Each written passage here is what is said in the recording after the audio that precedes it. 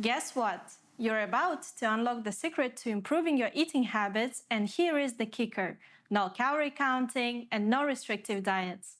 Yes, you heard me right. The key lies in just one simple thing, and if you're curious, stick around because we're diving deep into it today. Hey there! Welcome back to our Yana Fit. I'm Yana, your go-to nutrition specialist, and we're about to unveil the ultimate role that can transform the way you eat. But before we get into this magic rule, let's chat about something we might not even realize is impacting our choices: food processing. We're surrounded by tempting options like protein bars, granola bars, low-fat yogurts, and breakfast cereals, all sounding like the pinnacle of health. But here is the twist. These seemingly wholesome choices often fall into the category of ultra-processed foods, crafted by manufacturers to hit that bliss point. They're designed to make us crave and overeat. These foods dominate our calorie intake and, according to the scientists, play a significant role in the diet-related issues and shortening our lifespans. Okay, but what exactly are ultra-processed foods? Ultra-processed foods are products that have been significantly changed from their original state. Think of them as the fancier versions of your regular snacks.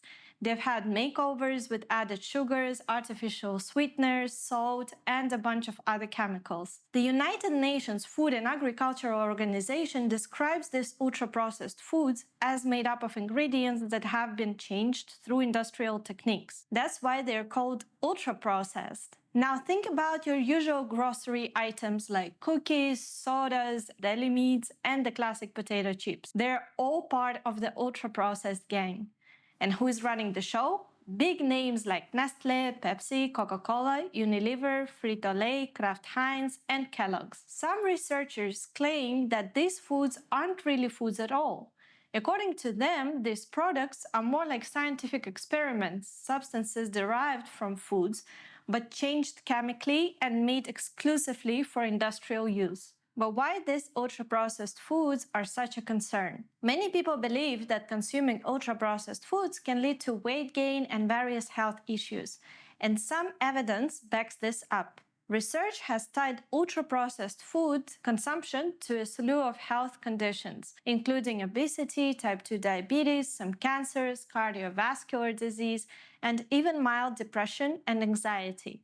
But a clear mechanism for harm hasn't been identified yet. A landmark paper in 2019 was the first to show a cause and effects link between ultra-processed foods and weight gain. A group of 20 healthy volunteers was confined to a ward where the participants were randomly assigned to receive a diet of either ultra-processed or minimally processed food for 2 weeks, and then were switched to the other diet for the next 2 weeks. On average, people in the ultra-processed diet group consumed about 500 calories more per day compared with those in the minimally processed diet group.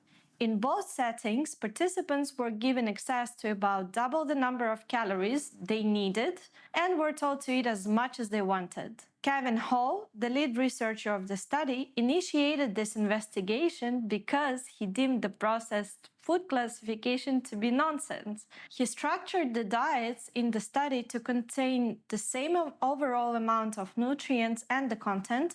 He explains that his initial assumption was that the effects would be driven by nutrients.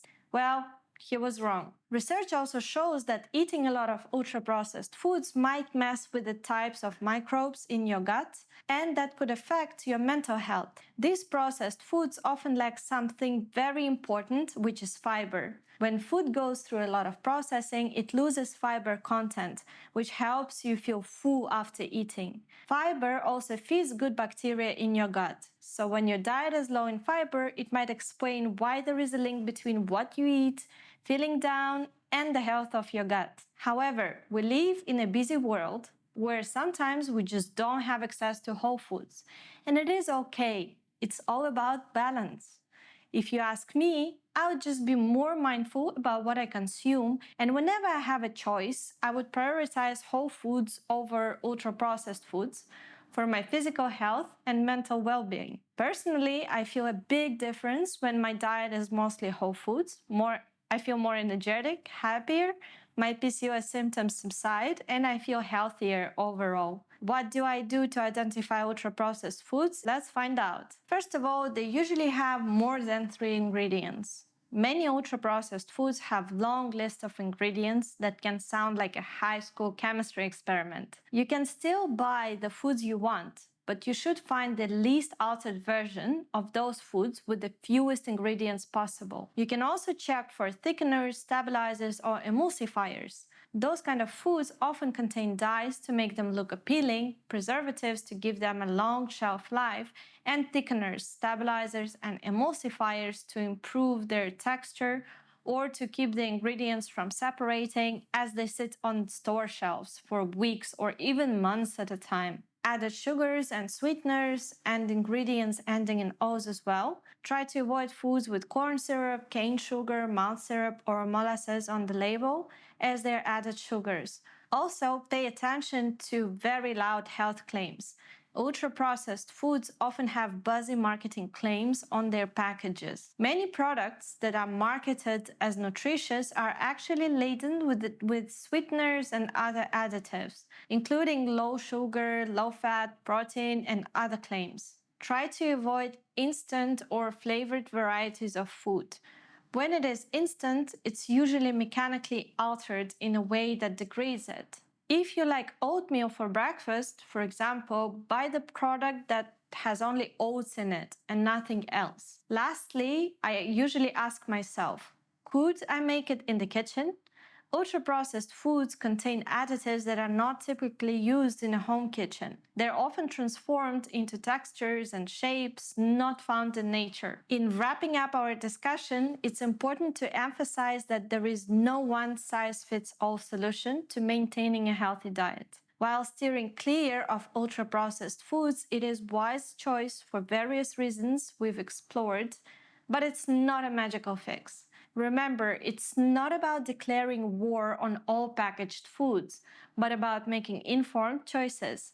Whole foods are fantastic, but we get it, life is busy and convenience matters. So here is the takeaway. Prioritize minimally processed foods when you can. These options still retain much of their nutritional value and are often more satisfying. In the grand scheme of things, a mindful and balanced approach to your diet is the real winner. So let's make choices that align with our health goals, recognizing that sometimes a little processing isn't the end of the world. It's all about finding that sweet spot that works for you and keeps your mind, body, and taste buds happy. If you found this video helpful, click the like button and share with your friends. And don't forget to subscribe to our channel if you want to learn more about nutrition, fitness, and health.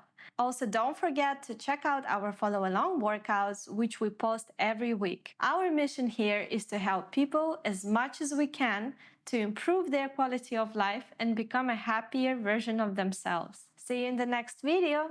Bye, guys!